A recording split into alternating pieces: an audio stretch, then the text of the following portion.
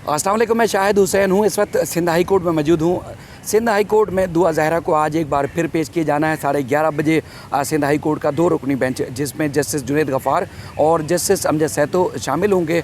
वो medical report की बुनियाद पर जो उन्होंने हुक्म दिया था उस हवाले से तफसीलात के साथ जो है वो केस की समाअत करेंगे और आज ही केस का तयन होगा कि केस पंजाब वापस भेजा जाए या अगवा का जो मुकदमा दर्ज किया गया था यहाँ कराची की सेशन या जो कराची की जुडिशल मजिस्ट्रेट हैं उनकी अदालत में चलेगा। लेकिन उससे पहले जो मेडिकल रिपोर्ट गुज़श्ता रोज़ जारी की गई थी, जो यहाँ से सिंध हाई कोर्ट के हुक्म पर तश्कील दी गई थी और पुलिस सर्जन की जानिब से जारी की गई, जिसमें दुआ ज़हरा की जो उम्र है उसको 16-17 साल करार दिया गया है। उस मेडिकल रिपोर्ट को दुआ ज़हरा के वालिद ने मेडिकल रिपोर्ट को जो है वो बाकायदा तौर पर चैलेंज कर दिया है और उस रिपोर्ट को तस्लीम करने से इनकार किया है। जो उन्होंने दरख्वास्त दी है और वो दरख्वास्त का मतन में पढ़ के सुना देता हूँ आपको, और उसके बाद फिर सेक्रेटरी सेहत ने क्या कार्रवाई की है और उसके बाद आज उसकी क्या हैसियत होगी उस मेडिकल रिपोर्ट की, जिसके ऊपर एतराज़ात उठा दिए गए हैं, जिसको तस्लीम करने से इनकार कर दिया गया है, जिससे वालिदैन ने मानने से इनकार कर दिया है। उसकी तफसीलात भी आपके सामने रखते हैं। ख़त लिखा बाकायदा तौर पर सेक्रेटरी सेहत को मेहदी अली काज़मी साहब ने, और उन्होंने कहा है रिपोर्ट में कि एक तो ये है कि दुआ ज़हरा का जो वालिदैन की मौजूदगी में दोबारा जो है मेडिकल कराया जाए और उसके बाद फिर दुआ ज़हरा की उम्र की तस्दीक के लिए मेडिकल बोर्ड तश्कील देकर शफाफ तरीके से जो उम्र का तयन कराया जाए।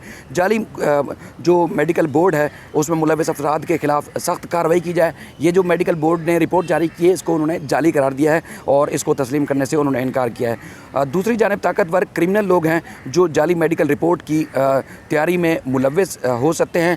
हमारे पास दुआ ज़हरा की उम्र से मुताल्लिक़ तमाम दस्तावेज़ात मौजूद हैं।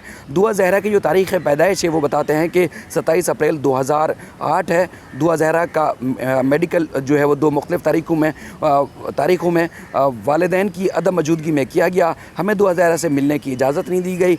केस के तफ्तीशी अफसर जो है DNA कराने से भी कतरा रहे हैं। तो इस पर उन्होंने जो एतराज़ात उठाएँ इस पर काफ़ी जो है वो यानी कि एक अहम सूरत हाल जो है पैदा हो गई है। सेक्रेटरी सेहत ने जो है वो इस दरख्वास्त के ऊपर फ़ौरी तौर पर नोट पुटअप किया और उन्होंने कहा कि कानून के मुताबिक फ़ौरी तौर पर जो मेडिकल रिपोर्ट है उनके पास पेश की जाए। अब तक की इतलात के मुताबिक रिपोर्ट उनके पास पहुंच भी गई है। अब 11:30 बजे इस पर पता चलेगा कि उस मेडिकल रिपोर्ट के ऊपर अब मज़ीद क्या कार्रवाई हो सकती है, क्योंकि हमने आपको मुसलसल इस चीज़ से भी बाखबर रखा, रिपोर्ट किया कि जो मेडिकल जिसमें निमरा और उसके बाद फिर दुआ का जिस तरह मेडिकल किया गया, उसके बाद फिर उसकी उम्र का तयन किया गया और सिर्फ उसमें बार बार मेंशन किया गया कि अंदाज़ा है, यानी कि वालिदैन से भी ज़्यादा उस बात को कहा जा रहा है कि अंदाज़ा है जिनकी शादी को 16 साल नहीं हुए और अंदाज़ों की बुनियाद पर जो है वो रिपोर्ट जारी की गई है। वालिदैन कहते हैं कि DNA कराया जाए, DNA से मज़ीद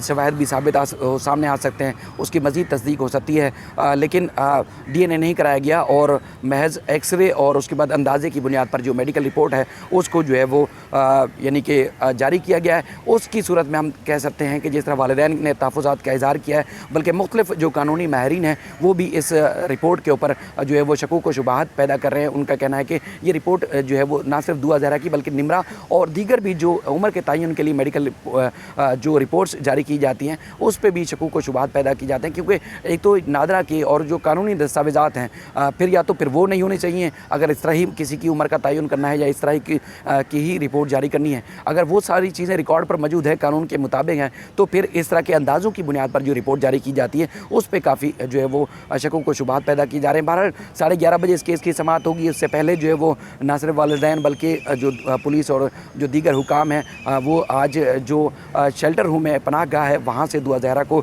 सिंध हाई कोर्ट में पेश करेंगी। और बताया जा रहा है कि ज़हीर को भी जो पुलिस ने उसको दूल्हा बना के रखा हुआ है, बताया गया है बाकायदा तौर पर शैला रज़ा साहिबा की जानिब से उसको भी बाकायदा तौर पर पेश किया जाएगा। और आज इस केस का फ़ैसला होना है कि ये कराची में चलेगा या जो लाहौर में चलेगा, क्योंकि जिस तरह की पंजाब में कानून है कि 16 साल से ज़्यादा उम्र की लड़की की शादी हो सकती है, तो इस पे जो है वो अब चूँकि यहाँ का जो अगवा का केस था, तो अगवा के मामले की जो समाअत है वो तो ख़त्म हो जाएगी, क्योंकि लड़की ने बयान दे दिया है कि उसकी जो है वो उसको अगवा नहीं किया गया है। बाकी जो FIR है उसमें भी एडवोकेट जनरल जो है खुद तहफ़्फ़ुज़ात का इज़हार कर चुके हैं, और उसके बाद शैला रज़ा ने भी कहा कि आज प्रोसिक्यूटर जनरल पेश होंगे और मज़ीद जो कानूनी चाराजोई है, मज़ीद जो कानूनी जो पेचीदगियाँ थी उनको भी दूर करके आज अदालत के सामने ना सिर्फ सूबाई हुकूमत का बल्कि वालिदैन का भी मौक़िफ़ सामने रखा जाएगा। उसके बाद ही फिर इसका तयन किया जाएगा कि ये केस की समाअत कहाँ होगी और कौन सी अदालत में की जाएगी। मज़ीद भी जो इस सिलसिले में जो अपडेट्स होती रहेंगी, लम्हा ब लम्हा आपके सामने रखते रहेंगे। अपना ख्याल रखिएगा।